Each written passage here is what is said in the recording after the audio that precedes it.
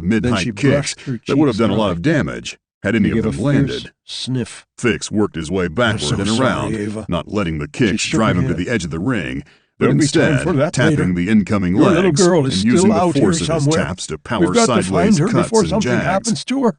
The kicks were very fast, and as Owl got more frustrated, the kicks carried more power. About him. Too much. He turned around to see the fast kicks using snap were okay for a flurry, but heavier smashing and thrusting kicks used more of the kicker's body mass to deliver them, and the ghost that was walking drained careful energy. Here. Fast. He wasn't dragging the net. Owl was sweating heavily, and the match clock said they'd been going for only 2 minutes. He stood here Then Owl's frustration overwhelmed his common sense, and he tried to close the deal with a huge max-power spinning heel kick. Snapped. Had it connected, it would have knocked out Fix and everyone he was related to. He jumped back a few feet. But it was too big a kick for a match like this. Broken grass, Fix could have gone out for a sandwich and a cup of coffee and been back before that spin brought Owl's heel anywhere near his intended target. Yeah. The problem was, Owl had committed so heavily to it that Fix was going to have to dent him to keep this from getting truly ugly. Like a big tongue coming out of the ship. Ava got up, stepped in, running chin her hands tucked, along shoulder the air hunched, and checked the spin at its source by jamming hard against the thigh. It was where the spin was most vulnerable. Gangway, and because there was no other way of wrapping this up, he did some neighborhood work. Novak grinned at her. He could see the look of confusion and then understanding in Owl's eyes as the man realized how badly he had underestimated his opponent. She rounded a corner. Fix was in his late 30s, and his hair was prematurely salt and pepper. You can't see it. Bad posture and scar tissue made him look like someone who'd been living the hard life. He looked older, slower, and smaller than he actually was. The side of the thing. Owl went down to knees and palms, choking and gagging, and trying to breathe. In his skin, Fix sighed and stepped back, feeling sorry for the man. You're saying when he turned away, he immediately stopped because Sake Chiba was standing 10 feet behind him. Beaver pelts? The big sumo wrestler was smoking a fat European cigar. We've got to get in there. The angry cow bellowed again. He asked. It sounded closer. Anderson smacked his hand against the invisible ship. They were in Chiba's office, which was the size of most hotel lobbies, seated on opposite sides of a huge hardwood desk that must have cost a fortune to ship all the way out here, where everything was plastic or metal.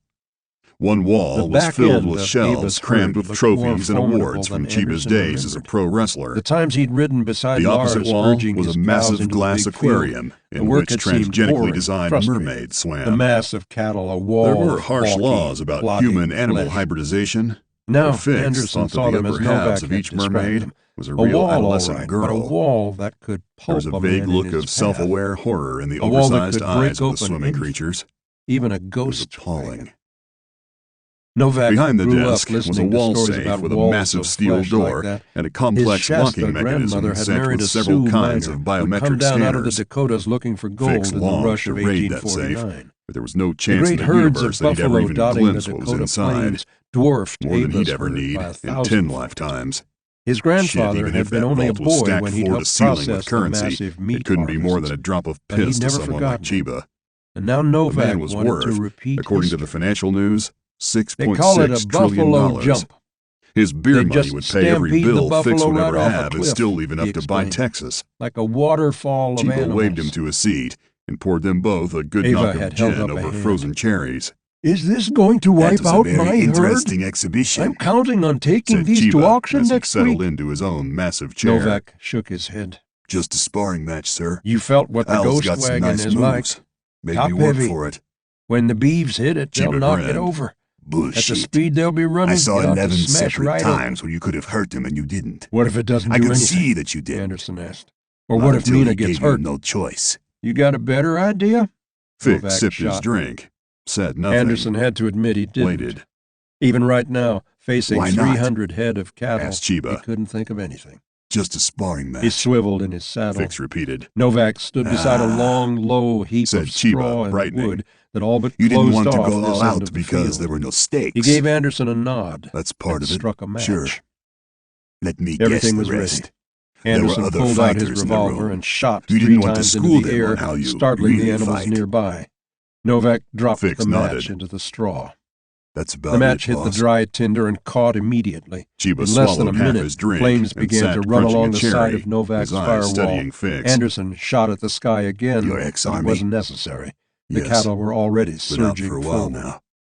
Anderson urged Special his horse forces, forward. as I The pounding understand it. hooves vibrated his very bones.